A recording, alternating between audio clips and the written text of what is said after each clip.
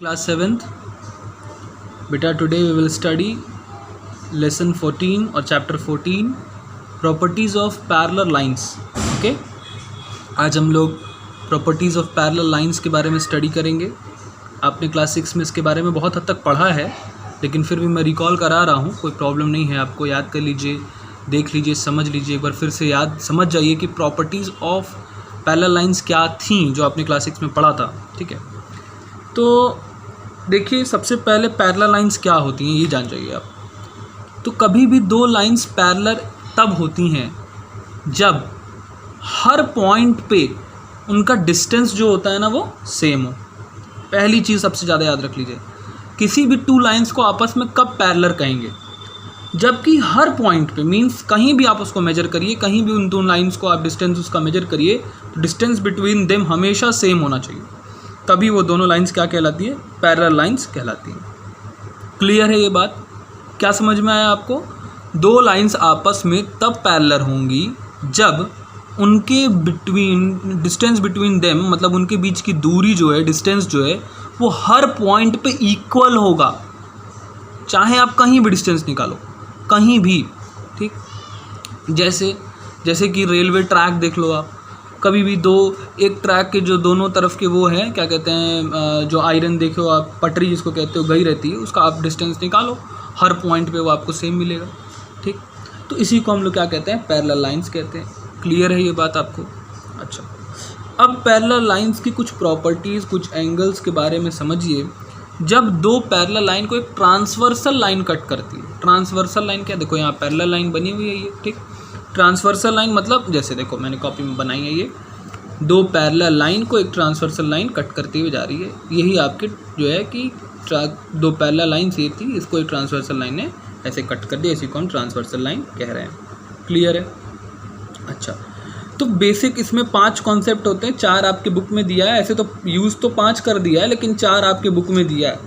मैं आपको 4 भी बताऊंगा और 5वां भी बताऊंगा. ठीक है, अच्छा देखिए, सबसे पहले जब किसी दो पैरेलल लाइन को ट्रांसवर्सल लाइन कट कर रही है ना, उस एंगल का नाम दे सकते हो आप. मैंने नाम नहीं दिया, मैंने अलग अलग सिंबल से रिप्रेजेंट कर दिया.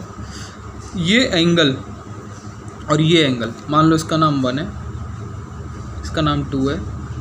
ठीक है, 3 4 5 6 7 8. ठीक, ऐसे हम लोगों ने नाम दे दिया. तो एंगल 1 और एंगल 5 इक्वल होगा. ठीक है, बुक में थोड़ा अलग दिया है, बुक में अलग नाम दे दिया, मैंने अलग नाम दे दिया, कोई बात नहीं. एंगल 1 और एंगल 5 इक्वल होगा. किस बेसिस पे? Corresponding angles. ये क्या है आपस में? कॉरस्पॉन्डिंग मतलब क्या, ये दो पैरेलल लाइन से एक ट्रांसवर्सल लाइन है, सेम जगह पे बन रहे हैं ना, तो ये क्या हो जाएंगे, इक्वल हो जाएंगे. इनको क्या कहा जाएगा, कॉरस्पॉन्डिंग एंगल्स. ऐसी एंगल 2 बराबर एंगल 6 हो जाएगा, ये भी कॉरस्पॉन्डिंग एंगल्स है. 2 बराबर क्या हो जाएगा, 6 हो जाएगा, ये भी कॉरस्पॉन्डिंग. 1 बराबर 5, 2 बराबर 6.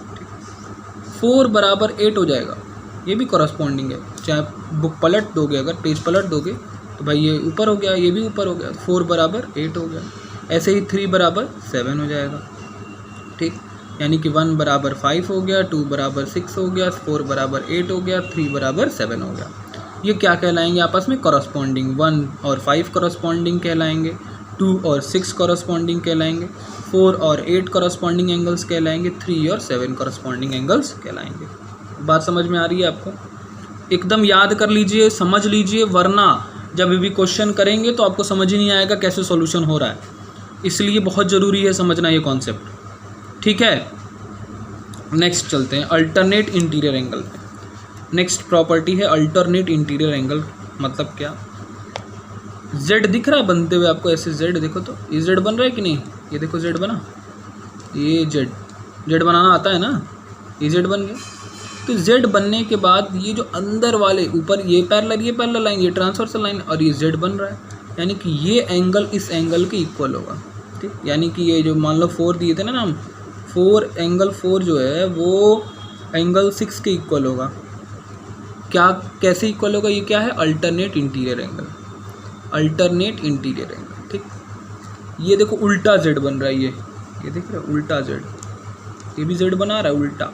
ठीक, तो तो ये भी क्या हो जाएगा, इसको नाम हमने दिया था 3, इसको नाम दिया था हमने 5, एंगल 3 बराबर एंगल 5 हो जाएगा।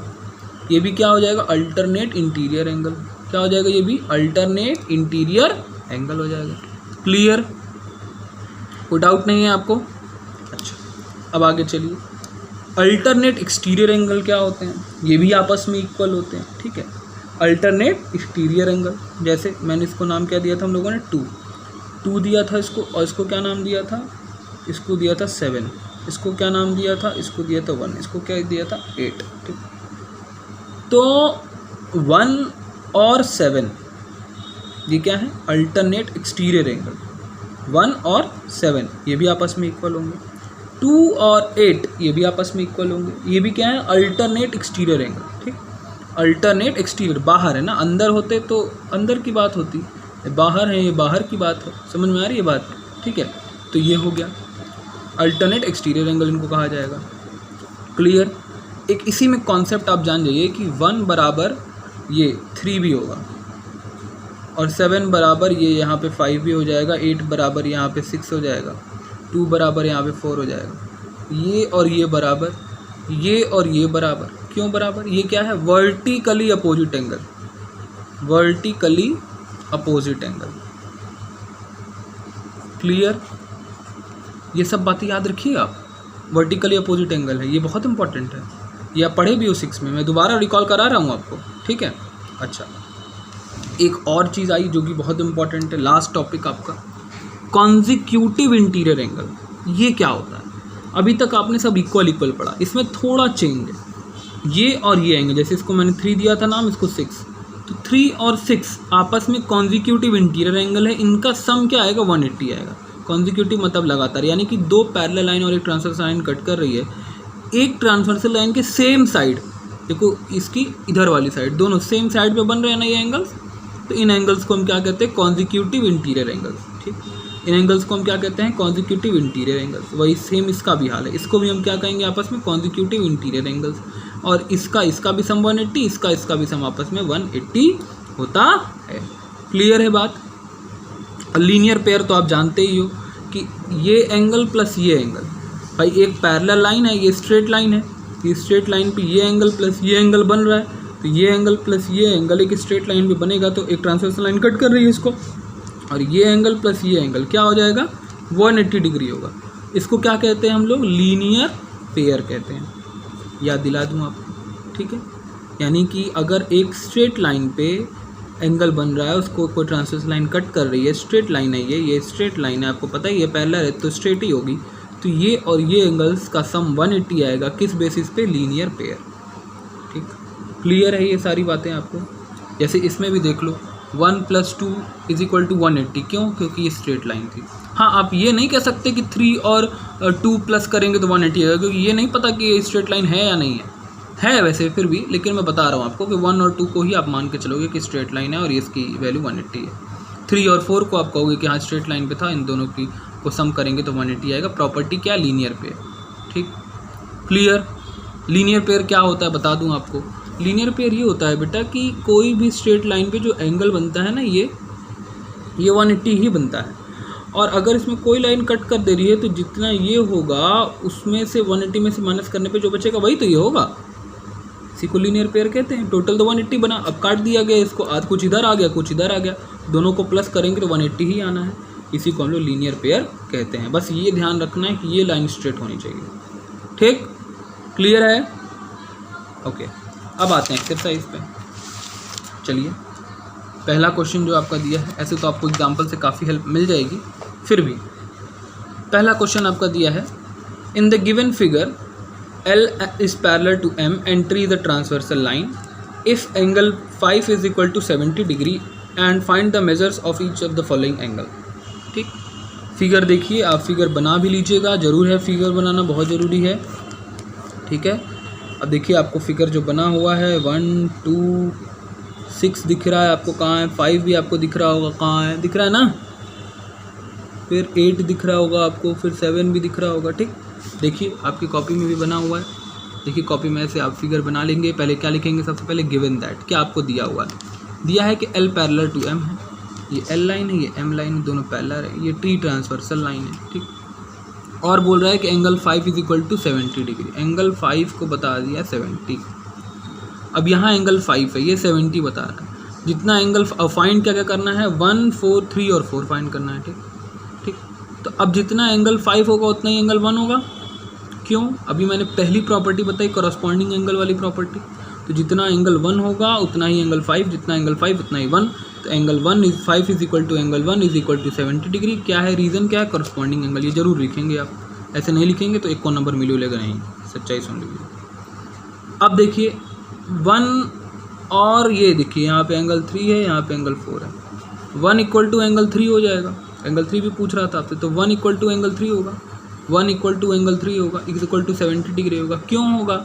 वर्टिकली अपोजिट एंगल है। देख रहे हो वर्टिकली अपोजिट, ये देखो वर्टिकली का फॉर्मूला देखो, v बना रहा है, ये v और ये v दिख रहा है, v ये v और ये v दिख रहा है। तो वर्टिकली अपोजिट एंगल हो गया। ठीक। अच्छा, तो 1 is equal to 3 is equal to 70 degree, vertically opposite. दो एंगल आपको 1 और 3 फाइंड हो गया। 4 और 8 फाइंड करना है। अब 4 की बात देखिए, 3 और 4 इन दोनों का प्लस करने पे कितना आएगा? 180 डिग्री आएगा लीनियर पेयर से। 3 और 4 को अगर प्लस करो आप तो 180 डिग्री आएगा लीनियर पेयर से। ऐसे ही कर दो, एंगल 3 प्लस एंगल 4 बराबर 180 डिग्री लीनियर पेयर से। ठीक।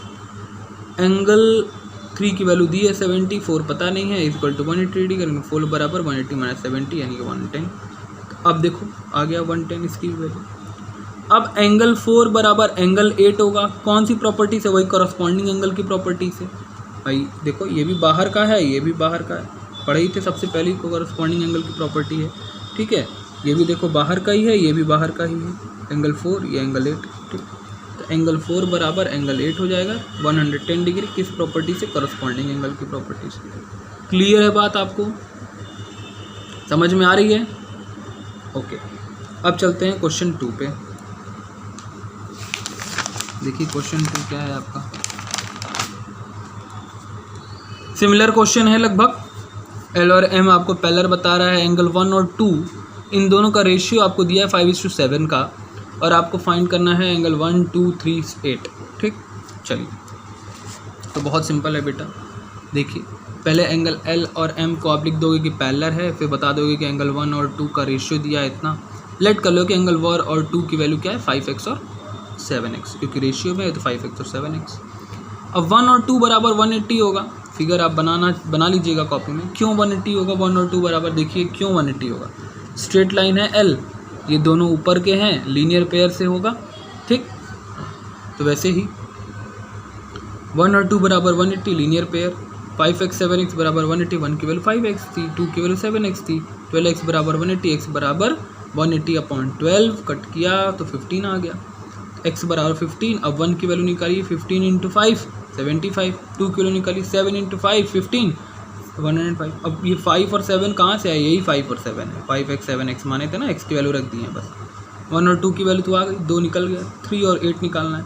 3 कहाँ है? देखो यहाँ है। तो 3 और 1 तो बराबर हो जाएंगे, होंगे ना बराबर 3 और 1? क्यों बराबर होंगे 3 और 1? क्योंकि ये दोनों क्या है, वर्टिकली अपोजिट एंगल हैं। तो 3 और 1 बराबर हो गए। देख लीजिए 3 बराबर 1 बराबर 3 is equal to 75 degree, vertically opposite angle. और देखिए 2, यहाँ 2 दिख रहा है और यहाँ 8 दिख रहा है, ये भी तो दोनों बराबर होंगे एक्सटीरियर एंगल से। ये दोनों क्या है? Alternate exterior angle. ठीक। देखिए अल्टरनेट एक्सटीरियर एंगल। 2 बराबर एंगल 8 बराबर 105 अल्टरनेट एक्सटीरियर एंगल। क्लियर है? याद रहेगा। 1 बराबर 3 वर्टिकली अपोजिट, 2 बराबर 8 105 एक्सटीरियर एंगल। ठीक, बस सॉल्व हो गया। नेक्स्ट देखिए क्वेश्चन 3 कह रहा है 2 parallel lines of L and M. Line L and M 2 parallel line थी, कट करी जा रही है, इसको एक ट्रांसवर्सल लाइन टी कट करके जा रही है। इफ़ इंटीरियर एंगल, अगर उसका इंटीरियर एंगल जो है वो ऑफ सेम साइड, एक ही साइड पे क्या है टी के 2x - 8 डिग्री, और दूसरा क्या बता रहा है एंड 3x - 7 डिग्री। तो आपको मेजर फाइंड करना है। तो कुछ नहीं है बेटा, देखो एकदम सिंपल है। पहले तो फिगर बना लो, ये L बन गया, ये M बन गया, ये टी कट कर रही है सेम साइड, यानी कि इधर ही इधर। मैंने अभी आपको बताया था जब मैं आपको शुरू में समझा रहा था, तो यानी कि इधर इधर ये दोनों का सम, एक का ये दिया है, एक का ये दिया है।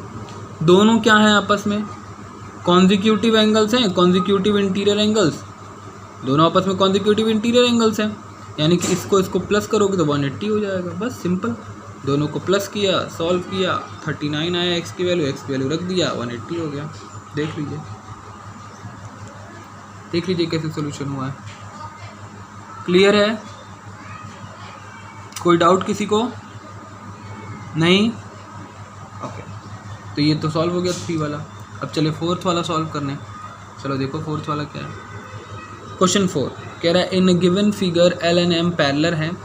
अगर कहा जाता है कि एस और टी दोनों ट्रांसवर्सल लाइन कट कर रही हैं, जिसमें 2 ट्रांसवर्सल लाइन है, such that S is not parallel to T, और ये भी बता रहा है कि एस जो है वो पैरेलल नहीं है टी के। ठीक है, ये मत समझ लीजिएगा कि एस और टी भी पैरेलल नहीं, एस टी के पैरेलल नहीं है। तो आपको वैल्यू फाइंड करनी है एक्स और वाई की। बहुत सिंपल है बेटा, ध्यान से देखोगे सट से हो जाएगा। देखो गिवन दैट किया आपने, L is parallel to M and S and T is transversal line. ठीक है, S और T ट्रांसवर्सल लाइन है और L पैरेलल टू M आपने लिख दिया। अच्छा, अब कुछ नाम मैंने अपने मन से दे दिए हैं। इसको P नाम दे दिया, इसको Q दे दिया, इसको R दे दिया, इसको N दे दिया। ठीक है, इसको भी कुछ देना चाहो दे देना, G दे देना। ठीक है, H दे देना, इसको भी मैंने UV नाम दे दिया, अपने मन से नाम मैंने दे दिया। ठीक है, अब आप देखिए क्या करोगे। आपको क्या दिया हुआ है, ये एंगल SRP 50 डिग्री दिया हुआ है और ये बता रहा है कि ये दोनों पैरेलल है, ये दोनों ट्रांसवर्सल है। ठीक है, तो SRP यानी कि ये एंगल बराबर ये एंगल होगा, ये तो कंफर्म हो। ये एंगल बराबर, नाम क्यों देना पड़ा, क्योंकि ये बताने के लिए।